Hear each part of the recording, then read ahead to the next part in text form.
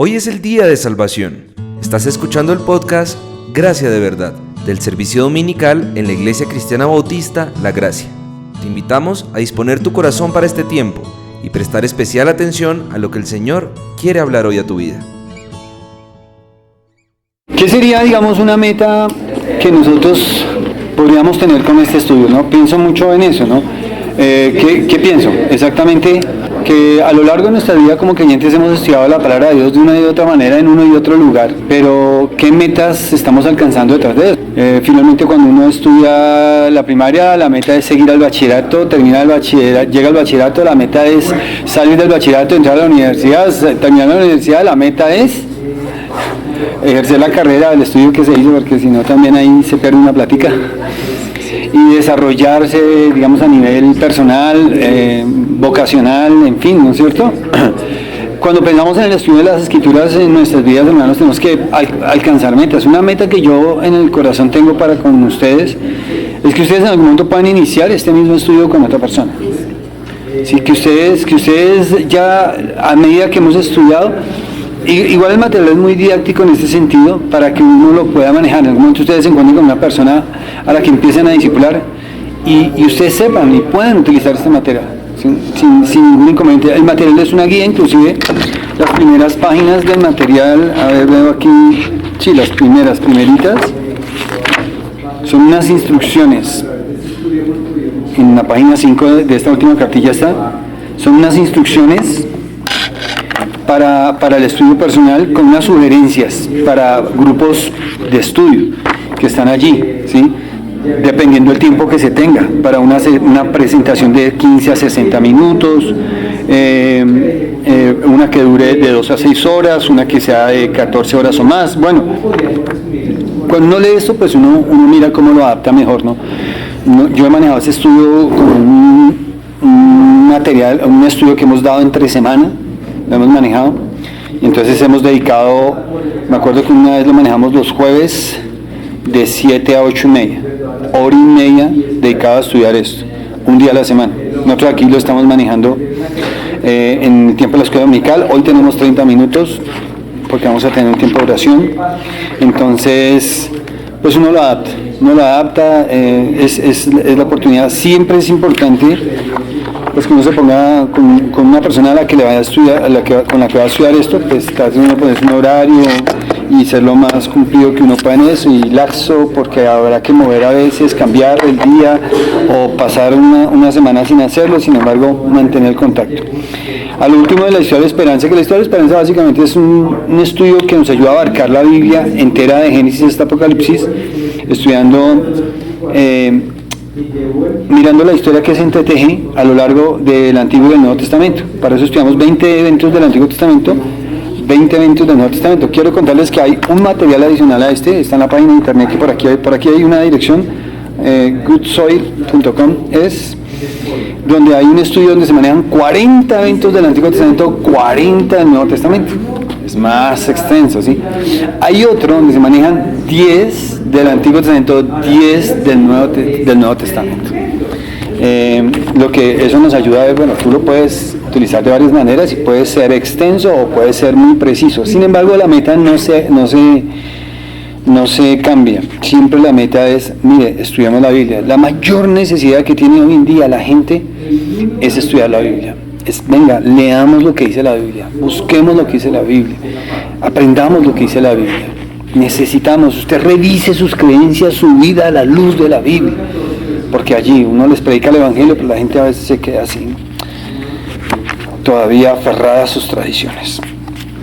Las 8 verdades que surgen de la historia de esperanza es lo que estamos estudiando, es decir, al final de todo el estudio nosotros vemos 8 verdades.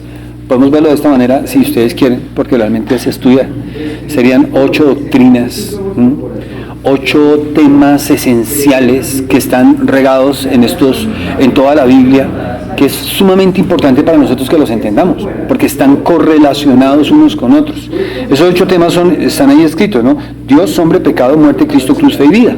Y ya les he dicho que hay una relación lógica del uno hacia el otro. Dios, el creador, Génesis 1:1, hombre, el hombre, criatura, creada por Dios, hecho a su imagen y semejanza, el pecado, el hombre pecó, muerte, llegó la muerte a la experiencia del ser humano, Cristo, cruz, Cristo, el Hijo de Dios que viene a este mundo, a una cruz para salvar nuestros pecados, y ahora ¿qué necesitamos nosotros hacer?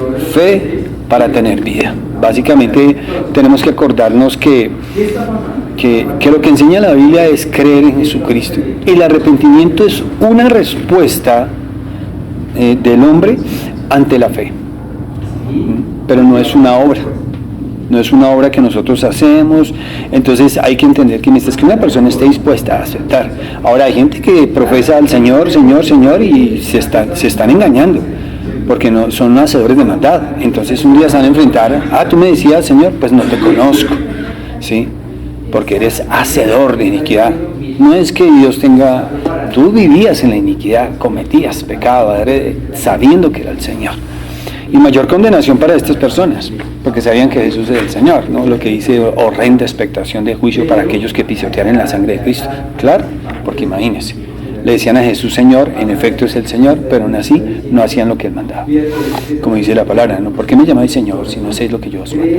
O sea, ¿qué clase de Señor soy para ti? Si tú no hubieses sometido a mí y no vives para agradarme, entonces no soy tu Señor.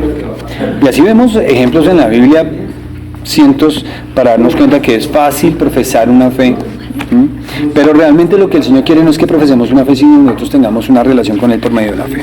Entonces Dios, hombre, pecado, la muerte. ¿Cuál es la evidencia más clara de la existencia del pecado? ¿Qué dirían ustedes? La evidencia más clara de la existencia del pecado es la evidencia, señora. La muerte, como estamos viviendo. Claro. Es increíble me parece, hermana Yamile, que a veces uno se encuentra con gente que parece que tienen un velo en la cara porque no ven, ¿no? O sea, honestamente.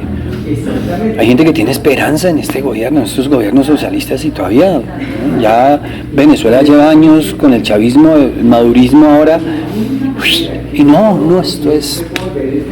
Dice, pero ¿qué les pasa? Pero realmente tiene que ver con la muerte. La muerte, ¿sí? Es una experiencia en la vida del ser humano como consecuencia de haber pecado contra Dios. Y eso lo vemos desde el Génesis. No solamente la paga del pecado es muerte, Romanos 6:23, sino que Dios dijo que el día que comáis de él, moriréis. Y así, en efecto, ha pasado. Entonces la muerte es la evidencia más clara del pecado. Ay, que yo no soy pecador, que eso es religioso, que no sé qué. No, claro, mira, un día te vas a morir, ¿sí? Y vas a tener que enfrentar delante de un Dios a darle cuentas de todo lo que hiciste en tu vida, lo que pensaste y lo que hablaste, y las motivaciones que tenías. Piensa, ¿cómo te va a ir delante de este Dios? Cuando se encuentre con una persona demasiado necia, que diga que no cree en Dios, dígale, bueno, supongamos que Dios existe. Y otra vez, utiliza el mismo mecanismo de persuasión para llevar a la persona a considerar, bueno, si Dios existiera y yo tuviera que darle cuentas a Dios, y cada uno de mis pensamientos, palabras y acciones, intenciones en mi corazón van a ser presentados ese día delante de Él, ¿cómo me va a ir delante de un Dios santo y justo como persona? Y mira, solo bajo el concepto de su posición, la persona ya se va a decir, oiga, no, pues ante eso, ok, ¿no es cierto? Pues mira, los 10 mandamientos, y uno puede, todavía una persona, el hecho es que no debemos dejar que la persona nos ponga un obstáculo. Yo no creo en Dios, y entonces uno quedó, porque no supo qué decir. Supongamos que Dios existe, porque Dios existe, y la Biblia nos dice que Dios puso eternidad en el corazón de los hombres de tal manera que hay conciencia de Dios en la vida de todo ser humano, grande o pequeña, ¿sí? Ensombrecida por el pecado. Pablo le dice a los romanos que las cosas invisibles de Él, su eterno poder y deidad, se hacen claramente visibles desde la creación del mundo, siendo entendidas por medio de las cosas hechas, de modo que no tienen excusa. ¿Sí? Todo es fácil argumentar acerca de Dios, es muy fácil. Ayer terminando un estudio que estaba haciendo, citaba el estudio, finalmente, dos autores, es que no son fáciles de recordar, pero uno era Gilbert West y el otro eran dos ingleses, abogados de mucha reputación hace años, que tuvieron fama de contradecir, de refutar el cristianismo, y estaban apuntándole a eso, y al final se pusieron de acuerdo y dijeron, hagamos una cosa, demostremos que todo esto es falso. ¿Cómo lo hacemos? Entonces uno de ellos dijo, mira, tenemos que probar que la resurrección es falsa, que eso realmente no es. Y el otro dijo, bueno, yo voy a probar que Saulo de Tarso nunca se convirtió, que lo que narra el libro de los Hechos es falso. Hicieron todo su estudio, todo su análisis detrás de eso, para contradecir y refutar. Después de un tiempo se reunieron, bueno, ¿y cómo vas con el libro? Porque iban a escribir un libro y todo eso. Le dice, pues voy bien. El asunto es que no se puede refutar. Todas las pruebas que hay en la Biblia demuestran que Cristo sí resucitó. Inclusive le dijo Wes al otro señor, es que no me acuerdo el nombre exactamente porque es complejo, le dijo, creo que he terminado creyendo. Y el otro le dijo, pues yo también.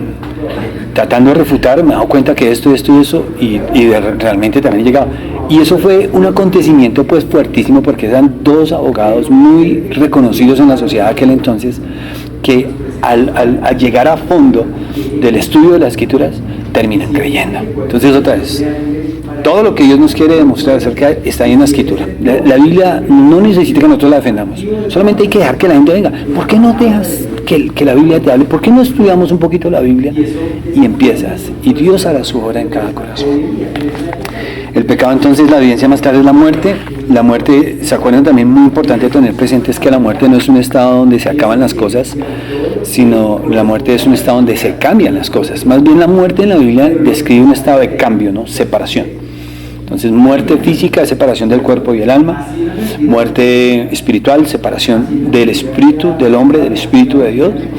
Y muerte eterna es la separación eterna de Dios. Muerte eterna tiene que ver con ya la condenación del pecado.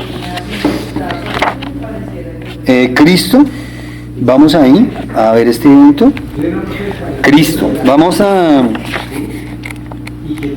ver, por favor. Entonces en la página 56 creo que estaba ahí, 36 en la viejita.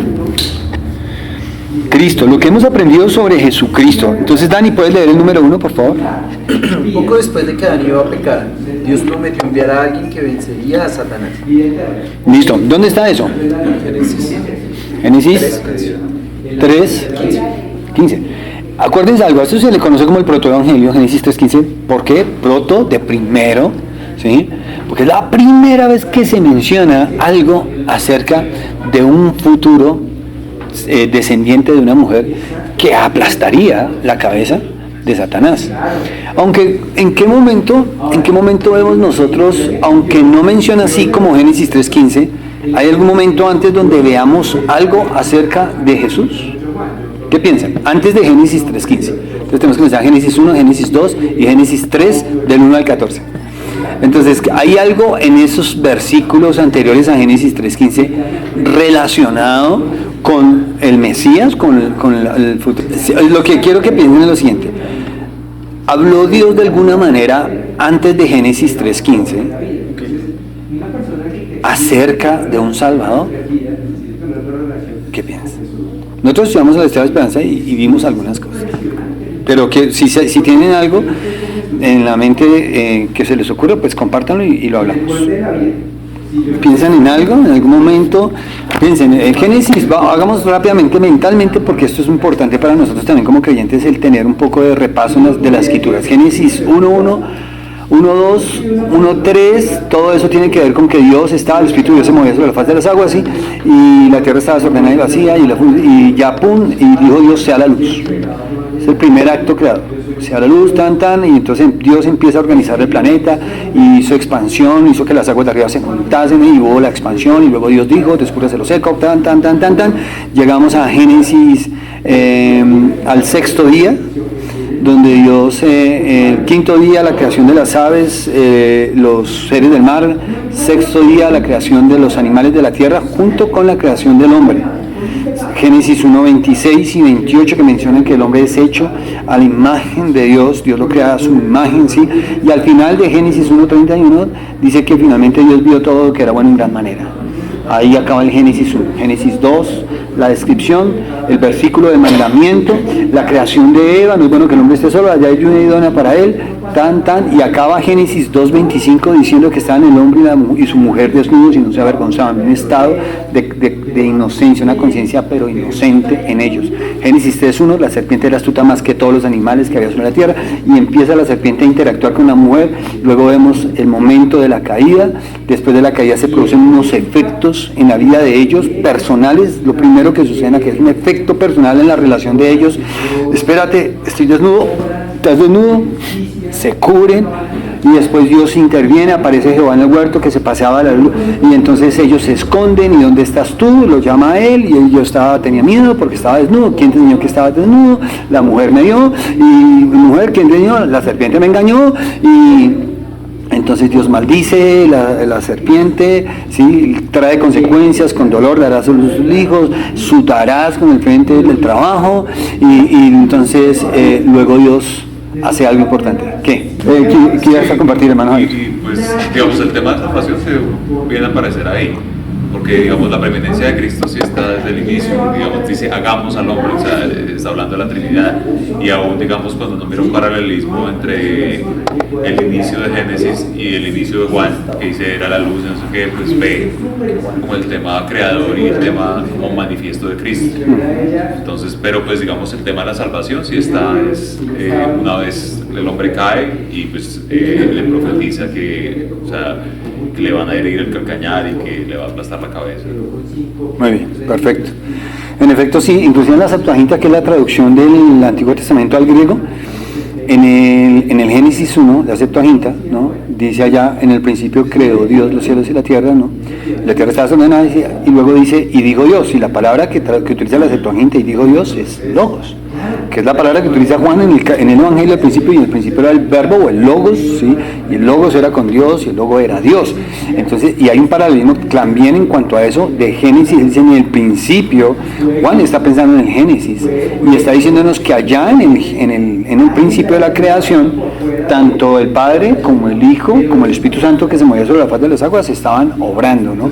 En todo el acto creativo. Y luego Génesis 1:26 pues nos dice que Dios existe eternamente en una pluralidad de personas. Hasta ahí, en ese momento, la revelación nos daba a entender eso. Hay pluralidad de personas en la unidad de Dios, aunque no se podía saber si eran 3, eran 4, pero pues más adelante en la revelación, las teofanías nos dejan ver cosas que finalmente ya en el Nuevo Testamento se nos aclara todo el tema, y la revelación para nosotros de un Dios que existe eternamente en 3 personas, Padre, Hijo y Espíritu Santo, es una revelación completa para nosotros, desde el Génesis hasta el Apocalipsis, a través de todas las Escrituras. Pero ese es el momento donde el primer mensaje que Dios está lanzando allí, acerca de salvación, acerca de redención, acerca del Mesías, ¿sí? Acerca de un Salvador, estaba allí diciéndolo cuando Dios sustituye las prendas de vestir de ellos y les viste con una cobertura de pieles de animales. Necesariamente Dios generó un sacrificio, y lo que sucedió fue que una víctima inocente muere y derrama su sangre para poderles ofrecer a ellos cubrir su vergüenza, su pecado, ¿no? Las consecuencias de su pecado, su desnudez.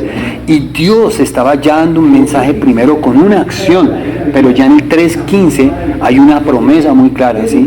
Que está relacionado, que cuando vamos al Génesis 4 con Caín y Abel, vemos que Abel había captado estas cosas, porque viene y trae una ofrenda a Jehová, pero Dios mira con agrado la ofrenda de Abel, pero con desagrado la ofrenda de Caín.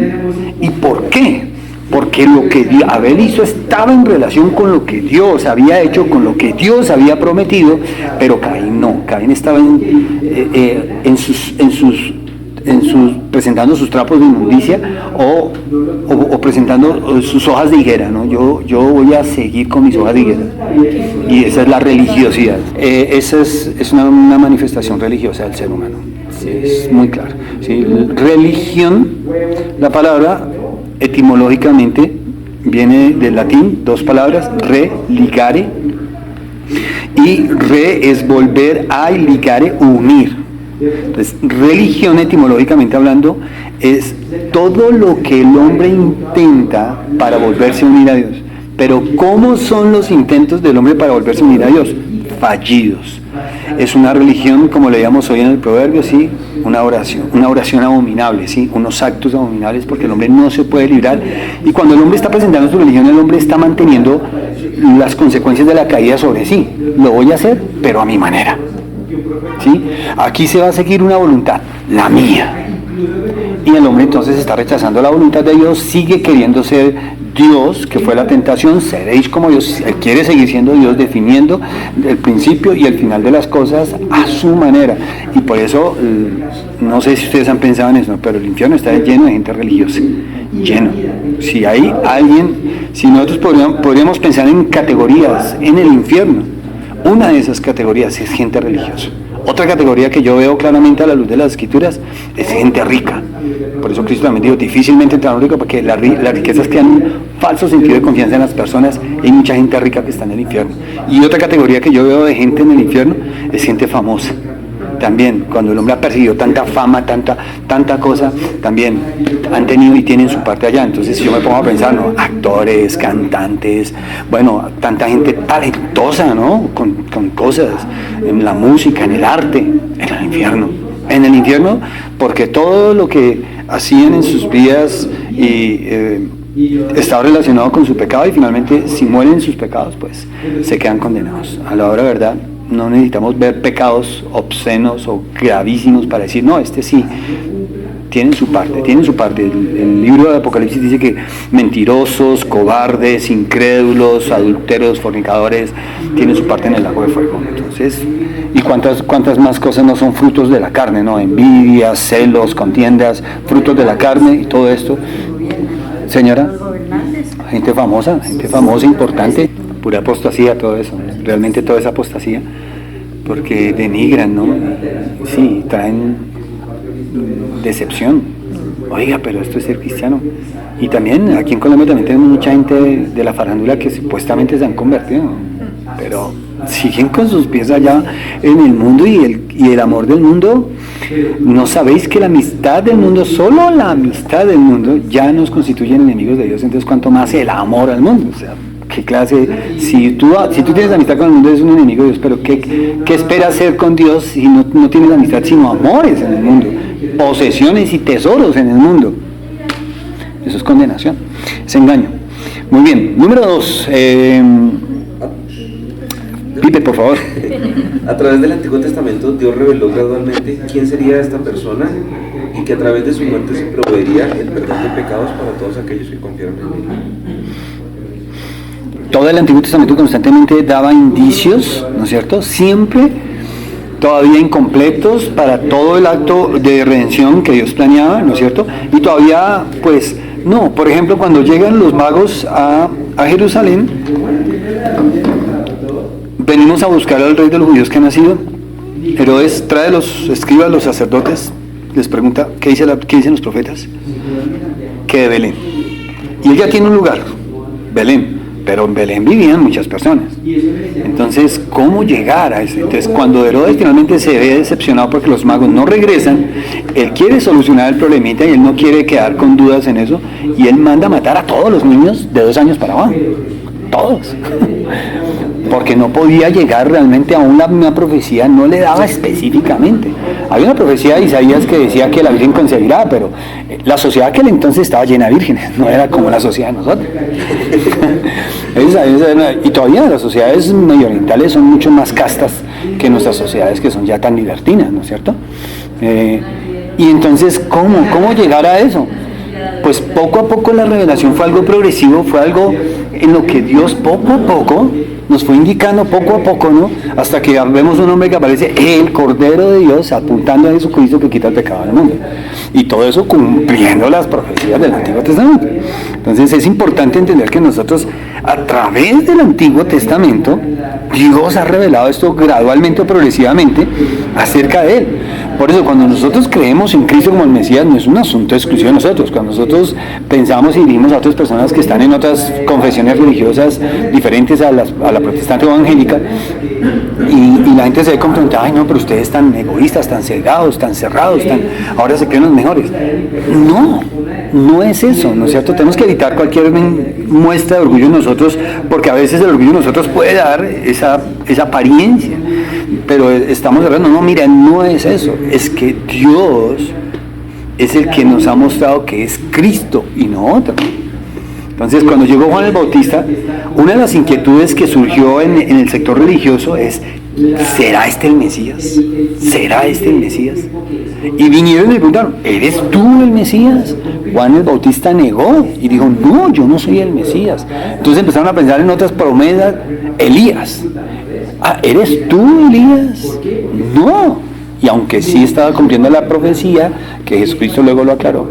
Pero así sucesivamente, cuando nosotros llegamos a Cristo, tenemos que recordar que esa es la promesa de Dios y que al final la Biblia nos apunta a Cristo, que es lo que hace el Nuevo Testamento, ¿no?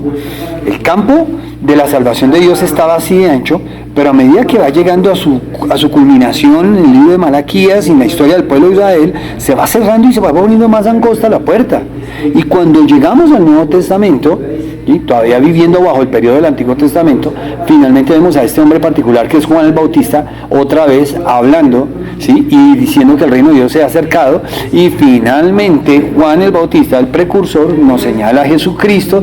Luego él empieza a llamar a sus discípulos: oiga, miren, es que hay uno que dice que es el Mesías, ¿no será este el Mesías? Que hay uno que dice que no será este el Mesías. Y empiezan hasta que finalmente lo ven morir y lo ven, y todo es más claro para ellos. El eunuco que va camino a Etiopía en Hechos, a Candace, en Hechos 8, va leyendo Isaías 53, pero no entiende. Felipe es enviado: explíquele de quién está hablando Isaías 53, y claramente la explicación que le dio Felipe al eunuco lo condujo a Cristo. Entonces, cuando el eunuco ve agua, le dio el mensaje tan completo que le habló del bautismo. Y cuando el eunuco ve agua, le dice: ¿qué hay agua que impide que yo sea bautizado? Y la respuesta de Felipe es clara, ¿no? Dice: si crees en las leyes judías, si ya te circuncidaste, no, si crees que Jesucristo es el Hijo de Dios, bien puedes. Y él dice: creo, ¿sí? Y se sumergen y finalmente lo bautiza, porque eso era todo lo que tenían que hacer. Eso fue lo que Dios apuntó. Pues sigamos lo que Dios dice, ¿no es cierto? Sencillo. Número 3. Para cumplir su promesa, Dios envió a su Hijo, Jesús, para rescatarnos del juicio. Número 4, hermana Silda, por favor. El Hijo de Dios nació de una virgen llamada María y fue conocido como Jesús. Ahora, una virgen, profecía, ¿sí? Bíblica, llamado Jesús. Eso también fue profecía. Llamará su nombre, porque todavía el nombre de Jesús está predicho, está puesto antes de que el niño nazca, ¿sí? Que sería Jesús, porque esa es la verdad. Además de Nazaret, pero no dijo que iba a nacer en Belén. Y todo eso es interesante porque finalmente él se cría en la región, se cría y se educa en la región de Galilea, y finalmente es conocido como Jesús de Nazaret, que cuando llega Natanael dice: de Nazaret puede salir algo bueno, porque eso es una zona de gentiles. Entonces, pero ¿cómo va a salir algo bueno? Del Mesías. ¿Pero de dónde? De Nazaret. De Nazaret puede salir algo bueno. Pero todo eso tiene que ver con la profecía, la manera tan exacta en la que Dios ha venido permitiendo todas las cosas, y en su revelación progresiva apuntándonos a Jesucristo. Número 5, hermano Marisol. Jesús vivió una vida completamente perfecta de amor y obediencia a Dios. Hay varias citas en las Escrituras que nos señala esa vida perfecta, que en lo que nosotros, y donde apuntan los que quieren atacar al cristianismo, pues quieren mostrar. Por ejemplo, la novela de Brown dio auge otra vez, ¿sí? A que la gente cuestiona: no, eso Jesucristo tuvo que haber tenido su noviecita porque él era hombre y porque los hombres, y un error gravísimo es que si nosotros vamos a analizar o a estudiar la antropología de Jesucristo desde nuestra perspectiva, pues vamos a encontrarle a Jesús cualquier cantidad de pecado, porque nosotros somos pecadores. Sabemos muy bien. Jesús un día les dijo a los fariseos que lo acusaban: ¿quién de vosotros me redarguye de pecado? Es interesante esto, porque ¿quién de ustedes me puede hacer sentir pecador? Es otra manera de entender eso. Y es muy fácil, ¿no? Entre nosotros, hacernos sentir pecadores es fácil porque nos conocemos, porque: ay, no me diga usted que no he hecho mentiras.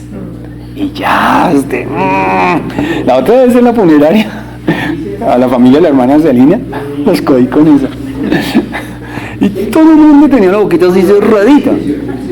Porque ¿quién va a decir que no? ¿Sí? Nadie. Y había un niño de 13 años ahí. Exacto.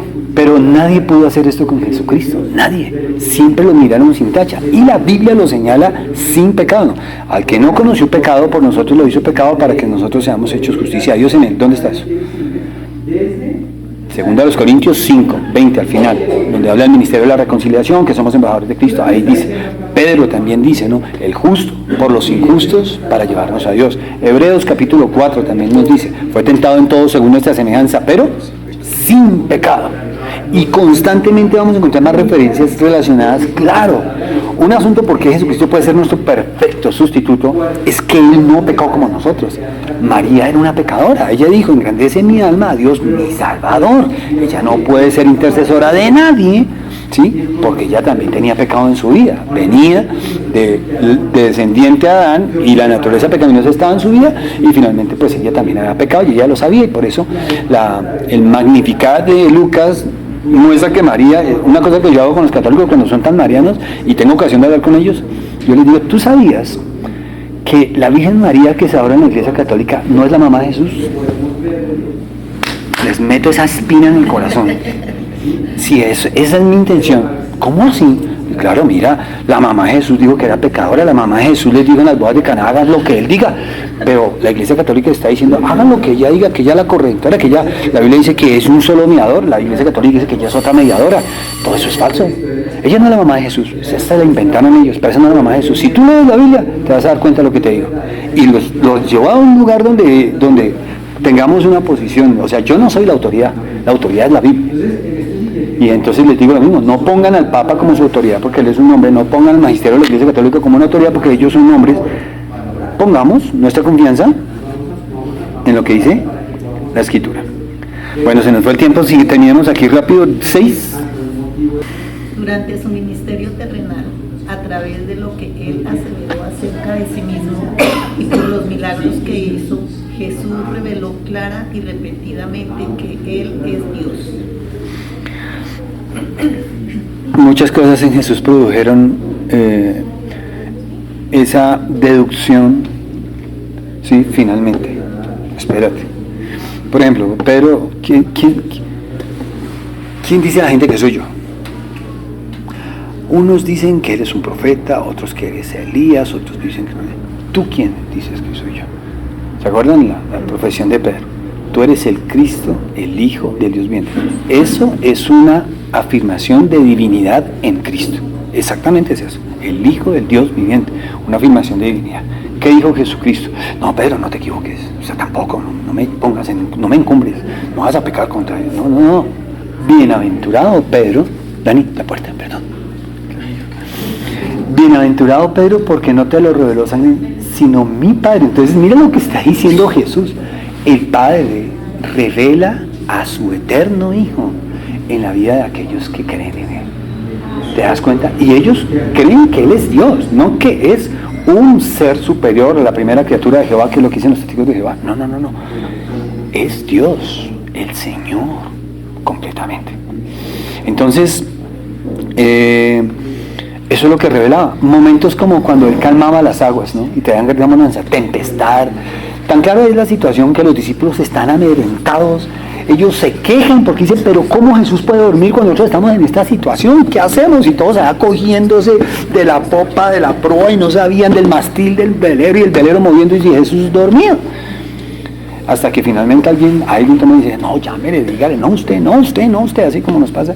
Y finalmente alguien va y dice, Jesús, mira, no estás preocupado por nosotros que estamos aquí. Jesús se para y dice, calla, enmudece. ¿Cuánto tiempo duró? ¿Cuánta fe necesitó Jesús para...? Inmediatamente hubo bonanza, tranquilidad. Tiene que haber sido tan impactante que la reflexión, la acción, la reacción que tienen los discípulos nos deja ver lo que sucedió. Ellos dicen, ¿quién es este que aún los mares y el viento le obedecen? ¿Quién manda sobre la creación sino el Creador? Entonces, las respuestas de las personas, las afirmaciones que se hicieron, ¿no? Las palabras que se dijeron, Jesús al principio de su ministerio, ninguno me quita la vida. Yo tengo poder para ponerla y volverla a tomar. ¿Y eso de qué estaba hablando? De la resurrección. ¿Y qué pasó finalmente? Jesús murió, le quitaron la vida, pero les dice a los judíos, ustedes lo mataron. Y ciertamente la responsabilidad estaba ahí clara, sí, así fue. todos ellos, los sacerdotes con mentiras y finalmente el pueblo engañado y pues sí, mover las masas es tan fácil finalmente y llegar ahí a manipular las cosas y finalmente a elegir a Barrabás, un criminal en cambio de Jesús. Pero cuando Él resucita a los muertos, la Biblia nos dice que el Padre actuó en eso, que el Espíritu actuó en eso y que el Hijo actuó en eso. En la resurrección, Padre, Hijo y Espíritu Santo estaban actuando. ¿Quién podía impedir que Jesús resucitara? Inclusive fue el acto de la resurrección lo que dio inicio, pues finalmente, más adelante al Pentecostés, que es cuando desciende el Espíritu Santo y finalmente da inicio a la iglesia. Porque la iglesia pues inicia no en el momento de la resurrección, sino en el momento del descenso del Espíritu Santo.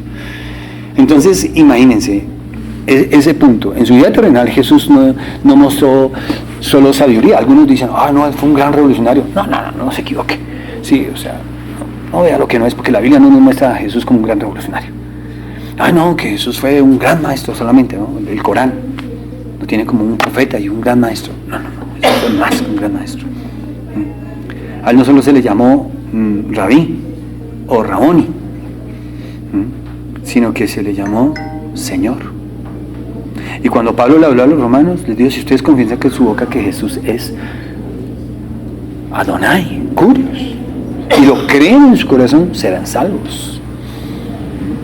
Jesús dijo también, si no creéis que yo soy, en vuestros pecados moriréis. Así que realmente hay que entender que la Biblia nos muestra a Cristo como Dios, en forma humana, Emmanuel, Dios con nosotros. Número 7. Siendo Dios y hombre en una misma persona perfecta, Jesús es verdaderamente único y es el camino a la vida eterna. Perfecto. Listo, ahí dice cuál de estas verdades acerca de Jesucristo le gustaría entender mejor. Bueno, esto es también lectura, por ejemplo, de Cristología, que es el estudio de Cristo. Se hace a través de la teología sistemática y se expande profundamente. O sea, la teología sistemática nos ayuda a entender todo esto que hemos venido hablando, pero de una manera más profunda y siempre con las escrituras. Esas son las teologías sistemáticas. La Biblia dice, en la parte de abajo, un versículo que sustenta la cristología. ¿Qué dice en la Biblia? Juan 14:6, Jesús le dijo, yo soy el camino y la verdad y la vida, nadie viene al Padre sino por mí. ¿Cuántas personas pueden ir al Padre por otro camino? Ahí dice, nadie. Si usted hace una llamada a algún lugar y le contesta a alguien y usted pregunta, haga un favor, está Galaxius, y la persona dice, no hay nadie. ¿Por qué? Porque está él. Exacto. ¿No es cierto? No, pues estás tú. No hay nadie el que te pregunte, pero hay alguien. Así que la sola presencia de una persona ya cambia el nadie. Pero cuando Jesús dice aquí nadie, es que ¿cuántas religiones te llevan al cielo? Solo Jesús. Inclusive Jesús aquí está diciendo que Él es el camino y se apunta como personalmente, ¿no? ¿Qué es lo que sucede en la vida cristiana? La vida cristiana consiste en una relación personal, no inclusive una relación con la iglesia como institución, porque eso es un error. Y hoy en día hay muchas iglesias cristianas institucionalizadas, casi que igual que la iglesia católica. Entonces tienen sus obispados, sus sacerdotes y sus curules y todo eso, y bueno, pero ese tipo de gobierno episcopal que maneja la iglesia católica está muy parecido hoy en muchas iglesias y está pasando exactamente lo mismo que pasa en la iglesia católica, ¿sí? No, lo que diga el pastor, pero es que por encima de él está, entonces lo que diga, pero por encima, entonces al final de cuentas la autoridad en la iglesia católica reposa sobre la palabra de un hombre que se llama el Papa, ¿sí? Sea quien sea, la autoridad del magisterio de la iglesia católica es lo que diga el Papa. Aunque muchas personas pueden estar en contra, y hay sectores de la Iglesia Católica que están en desacuerdo con el Papa, especialmente cuando el Papa se pronuncia acerca de cosas donde como que vamos a modificar la Biblia. No, ¿y quién se cree? El Espíritu Santo. ¿Pero quién se cree? ¿Sí? Pero sí, él se cree el Espíritu Santo porque él dice que es el vicario de Cristo. Ahí tiene entonces a dónde conduce todas estas cosas. Hay que memorizar ese versículo si no lo tienen. Jesús le dijo, yo soy el camino y la verdad y la vida, nadie viene al Padre sino por mí. Es importante nuestra respuesta de fe. En la Biblia aprendemos que Jesucristo es el perfecto Hijo de Dios y el perfecto Hijo del hombre, el único camino a la vida eterna. ¿Qué significa eso, el perfecto Hijo del hombre? Bueno, el Hijo del hombre fue el título que más utilizó Jesucristo para referirse a sí mismo, fue el título predilecto de él. Y además ese título viene de una profecía en el libro de Daniel, que tiene que ver con una profecía mesiánica. ¿Sí? Entonces, y fue el título que más utilizó él para referirse, así como el Hijo del Hombre, y él se está refiriendo a sí mismo. Y Jesucristo es el Hijo de Dios, el título que también señala harto el apóstol Juan en el Evangelio y en sus escritos normalmente, y el perfecto Hijo del Hombre, que es un título que más encontramos también en Lucas. Y el único camino a la vida eterna. Entonces, al último hay una pregunta como la que le hace Jesús a Marta: ¿crees esto? ¿Crees realmente esto? Y yo le invito a que responda con sinceridad, ¿sí? No apresuradamente, porque hay que entender si yo digo que soy un cristiano, hay que entender qué significa, qué implica ser un cristiano. Ser un cristiano no es tener una Biblia bajo el brazo. Ser un cristiano, ¿sí? No es saber mucho de la Biblia, saberme los versículos de memoria y todo esto. Ser un cristiano no es solo venir a una iglesia cristiana. Ser un cristiano es una vida transformada, donde se manifiesta Dios mismo a través de su Espíritu, su Hijo en nosotros. ¿Cuál es la meta? ¿Qué es lo que más va a hacer el Espíritu Santo en la vida de un cristiano? Glorificar a Cristo. Él dijo, Él me glorificará a mí. Así que realmente una iglesia espiritual es donde se glorifica al Hijo, porque el nombre, sobre todo nombre, el nombre de Jesús, así, sobre todo el nombre. Entonces, cualquier otro nombre que usted piense no puede estar por encima de Jesús, tiene que estar por debajo de Jesús, porque Él está por encima de sobre todo nombre, cualquier otro nombre, no importa quién sea. Por eso es que nosotros tenemos deseo de que otras personas conozcan esto, porque ya sabemos que no van a poder llegar a recibir el perdón de sus pecados a menos que conozcan al Hijo de Dios, a menos que reciban la salvación que Él consumó en la cruz por nosotros. Señor amado y Padre de los cielos, te damos gracias esta mañana por este tiempo de estudio que tuvimos, por las verdades que has afirmado tú en nuestros corazones y vidas, Señor. Gracias. Señor Dios amado, rogamos por tantas personas que conocemos, Señor, que aún no te conocen, Señor, por aquellos que oyeron y se han apartado, Señor, por sus corazones que a veces se endurecen y se enredan con las cosas de este mundo, Señor. Trae tu libertad, Señor, a ellos, Señor. Rogamos por la vida de Andrés, el vecino de Dani, Señor. Pedimos por su salvación y su vida, Señor, que este obsequio que tú le diste a través de nosotros, de esa Biblia, Señor, le conduzca hacia tu Hijo precioso, Señor, para que Él se rinda a sus pies en su vida, Señor. Oramos también, Señor, por el hijo de la señora Sandra, por Andrés Felipe, rogándote también por su salvación, por su vida, Señor. Tú le conoces, tú sabes el clamor que su madre hace esta mañana, Señor, clamándote a ti, Padre Santo, por su alma, por su vida, Señor, para que Él te conozca, Señor, y se vuelva a ti. También por la salvación de don Eberto, Señor, oramos por su vida, el papá de Felipe, por toda su familia allí en Gachalá, Señor, por Angie, por Sara, Señor, y por el resto de la familia, también pidiendo, Señor, que este año nos permita, Señor, generar alguna actividad misionera hacia esa región del Guavio, Señor, donde hemos estado orándote, Señor, y pidiéndote sabiduría para ello. Orando también, Señor, por la salvación de Andrés, el hijo de la hermana de Silvia, Señor, y pidiéndote también por su vida, por esas deudas que él tiene, para que lo liberes, Señor, de la esclavitud que generan las deudas, Señor, los compromisos económicos. Orándote también, Señor, por la salvación de sus nietos, por la vida de Tomás, de Santiago, de Sergio, de Juan, de Sofía, Señor. Y te pedimos también, Señor, por la vida de Oscar, orando, Señor, que les liberes, Señor, del engaño en las cosas de este mundo, Señor, y ellos puedan conocerte de verdad, Señor, con su corazón.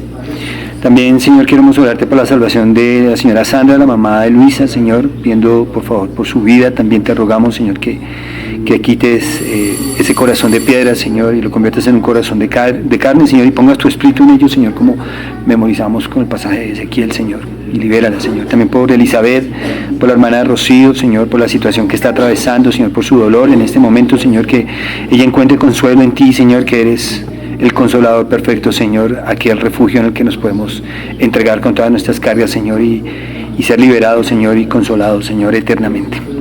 También te oramos por la salvación de Santiago, Señor, el hermano de Javier, Pedimos por su vida, Señor, rogamos también que tengas misericordia de él, Señor, y que lo ayudes a entender tus caminos verdaderamente, Señor, como tú quieres que hagamos.